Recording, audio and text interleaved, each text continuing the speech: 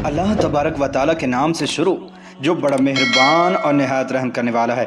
नाज़रीन मोहतरम, अल्लाह तबारक व ताला ने कुरान मजीद में इरशाद फरमाया, और जिना के करीब भी ना जाओ, बेशक वो बड़ी बेहयाई और बुराई का रास्ता है। नाज़रीन मोहतरम, क्या आप जानते हैं कि इस कायनात के अंदर सबसे पहले कौन से बदबख्त शख्स ने जिना की इब्तिदा की थी? प्यारे दोस्तों, आज की इस वीडियो के अंदर हम इसी शख्स के बारे में जानेंगे। लिहाजा आपसे हमारी गुजारिश है कि आप हमारी इस वीडियो को एंड तक मुलाहिजा फरमाइए।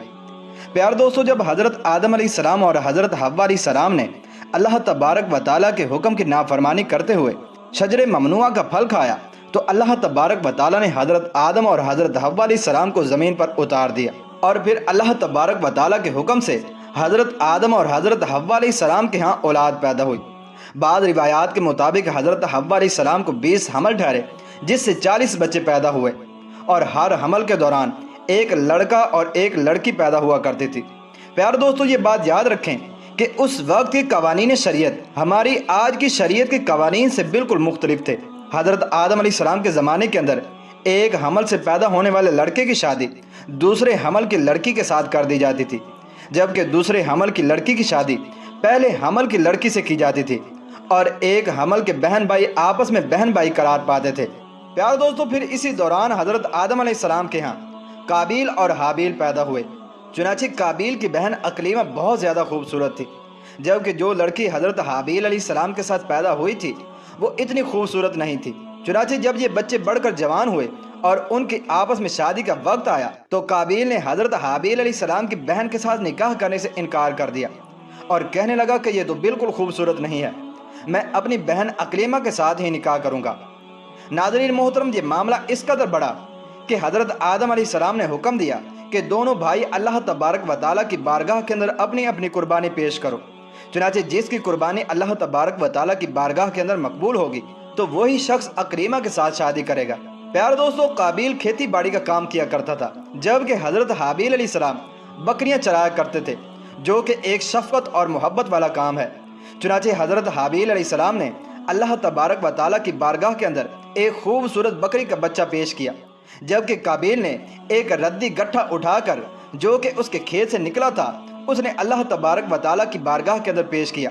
चुनांचे उस ज़माने के रवाज के मुताबिक आसमान से आग उतरी और उसने हज़रत हाबिल अलैहिस्सलाम की कुर्बानी को निगल लिया, जिस पर काबिल कहने लगा कि ज़रूर मेरे बाप हज़रत आदम अलैहिस्सलाम ने हाबिल के लिए दुआ की, जिसकी वजह से उसकी कुर्बानी कबूल हुई।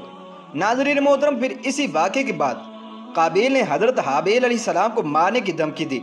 रिवायात के अंदर आता है कि हज़रत हाबिल अलैहिस्सलाम काबिल से ज़्यादा ताकतवर थे, लेकिन आपने अल्लाह तबारक व ताला के खौफ की वजह से फरमाया कि अगर तुम मुझे कत्ल करेगा तो मैं तुम्हारी तरफ तुम्हें कत्ल करने के लिए हाथ नहीं बढ़ाऊंगा। मैं चाहता हूँ कि क़यामत के दिन तुम मेरे गुनाह के साथ आए। चुनांचे एक दिन काबिल ने गुस्से में आकर हज़रत हाबिल अलैहिस्सलाम के सर पर पत्थर मारा, जिससे आपकी मौत वाक़ हो गई। चुनांचे हज़रत हाबिल अलैहिस्सलाम को कत्ल करने के बाद काबिल बहुत परेशान हुआ और हज़रत हाबिल अलैहिस्सलाम की लाश को अपने कंधों पर उठाए कई दिन तक मारा मारा फिरता रहा। फिर अल्लाह तबारक व ताला के हुक्म से 2 कव्वे आए और उन दोनों ने काबिल के सामने झगड़ा किया। चुनांचे एक कव्वे ने दूसरे को मार दिया और फिर उसने ज़मीन खुरेद कर दूसरे कव्वे को इसके अंदर डालकर उसके ऊपर मिट्टी डाल दी। चुनांचे काबिल ने जब कव्वे को देखा तो अफसोस करने लगा कि मैं अपने भाई की लाश को भी ना छुपा सका।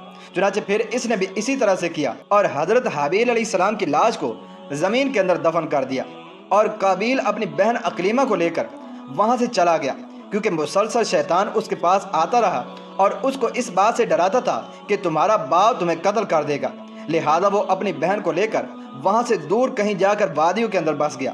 नाज़रीन मोहतरम, इस वाक़े के बाद हज़रत आदम अलैहिस्सलाम बहुत ज़्यादा मगमूम रहा करते थे और अब अल्लाह तबारक व ताला से दुआ किया करते थे कि या अल्लाह तबारक व ताला मुझे वारिस अता फरमा। चुनांचे इसी दौरान आपको हज़रत शीस अलैहिस्सलाम की बिशारत मिली। चुनांचे हज़रत शीस अलैहिस्सलाम जैसे ही पैदा हुए तो हज़रत आदम अलैहिस्सलाम ने बचपन ही से उनकी तरबियत पर खासी तवज्जो दी और हज़रत शीस अलैहिस्सलाम को तमाम मामलात से आगाह किया। चुनांचे जब हज़रत शीस अलैहिस्सलाम जवान हुए तो हज़रत आदम अलैहिस्सलाम ने अपने बाद उनको मोमिनीन का खलीफा मुकर्रर किया और उन्हें इस बात का हुक्म दिया कि वो अपने भाई काबिल और उनकी औलाद से दूर रहें और मुमिनीन की इस जमात को भी उनसे दूर रखें। चुनांचे फिर इसके बाद हज़रत आदम अलैहिस्सलाम के विसाल का वक्त करीब आया तो हज़रत आदम अलैहिस्सलाम यही वसीयतें करते हुए इस दुनिया से कूच फरमा गए। چنانچہ اللہ تبارک و تعالیٰ کے مقدس فرشتے نازل ہوئے اور انہوں نے حضرت شیس علیہ السلام کو حضرت آدم علیہ السلام کو دفن کرنے کا طریقہ بیان کیا۔ چنانچہ حضرت شیس علیہ السلام نے اسی طرح سے کیا۔ پھر اس کے کچھ عرصے کے بعد آپ کی والدہ حضرت حوا علیہ السلام کا بھی اس دنیا سے انتقال ہو گیا۔ ناظرین محترم، اس واقعے کے بعد زنا کی ابتدا ہوئی۔ اس کے بارے میں بنی اسرائیل کی روایات کے اندر ہمیں یہ ملتا ہے کہ قابیل اور اس کی آل و اولاد ایک وادی کے اندر رہا کرتے تھے۔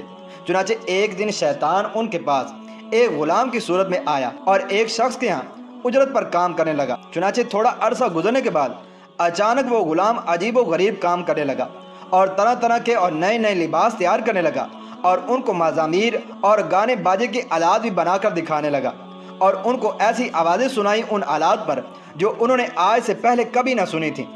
چنانچہ وہ لوگ جو پہلے ہی حق سے دور تھے وہ اور فسق و فجور کے اندر مبتلا ہو گئے اور انہوں نے اپنا ایک دن عید کا مقرر کیا جس کے اندر ان کی تمام عورتیں برہنہ لباس پہن کر اور زمانہ جاہلیت کی عورتوں کی طرح نیم اڑیاں لباس پہن کر آتی تھیں اور مردوں سے اختلاط کیا کرتی تھیں۔ پیار دوستو، حضرت شیس علیہ السلام کے ساتھ رہنے والے مومنین دور ہی سے ان گانے باجوں اور مزامیر کی آوازوں کو سنا کرتے تھے۔ چنانچہ ایک دن ان میں سے ایک شخص کے دل کے اندر خیال آیا کہ کیوں نہ میں جا کر دیکھوں کہ آخر یہ کیا معاملہ ہے۔ چنانچہ اس شخص نے چوری چھپے وہاں سے ہجرت کی اور عید کے دن کہ جس دن قابیل اور اس کی آل و اولاد فسق و فجور میں مبتلا ہوتی تھی، وہ شخص وہاں پر پہنچا اور اس نے وہاں پر جا کر عورتوں کو دیکھا کہ وہ بہت زیادہ حسین و جمیل تھیں۔